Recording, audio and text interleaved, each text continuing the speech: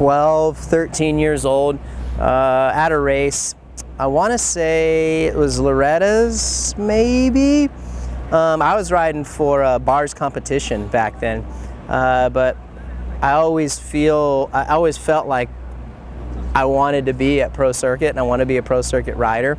So it was definitely very nerve-wracking the first time I got to meet Mitch. Man, this the best story ever, Mitch story that I have, was when I first started riding for his team, 1997, and me and David Pingree were coming back from the test track, and I can tell you right now, he's got this little smile on his face. So we pull into the shop, done riding for the day, and he's like, "Where'd you guys go for lunch?" And I'm like, "Oh, we went to Lucky Greek." He's like, "Oh yeah?" I'm like, "Yeah." Lucky Greek was a little place right there when you got off the freeway to go to a shop. And he's like, "Really, what'd you get?" I'm like, "Man, grilled chicken sandwich and that's it, and an iced tea." And he's like, "Really?" He's like, "Let me smell your fingers." And I'm like, "What?" And he smelled my fingers. And of course I was busted. We really went to In-N-Out and got fries, double, the whole bit. And he's like, "Dude, that's fries on your fingers. That isn't no grilled chicken. You went to In-N-Out, didn't you?" And I was like, "Ah, you got me." So that's my best story. As far as pranks, he didn't really pull too many pranks on me, but that is a fantastic story. Busted me like, dude, right out of the gate. One thing I really respect about Mitch, and I've always noticed this, dude, it doesn't matter who you are, what you ride. I mean, he's always willing to help, especially back in the two-stroke days, you know, when I was riding for him. I mean, he was just, he's so good and knowledgeable, especially about jetting the two-stroke. We saw it at the Red Bull Straight Rhythm. He was helping Ken Roxon. And people would just, come up to him, ride their bike up to him and ask him to basically, "Hey, can you tune this, listen to this for me?" And he's always willing to help. And he's one of the best guys in the business as far as performance comes for a motorcycle, especially in the engine department.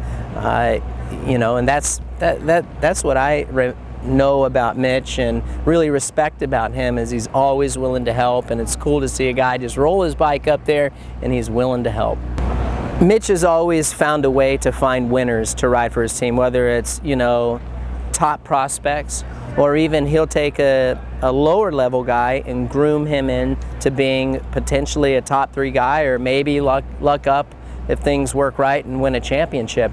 And how that happens is he has a really good team. He instills confidence into the riders, because the riders see how hard he's working. That forces a rider to work just as hard, because they don't want to let down Mitch Payton. I mean, Mitch Payton has the biggest name in moto racing, in my opinion, for his, especially coming up as a young kid.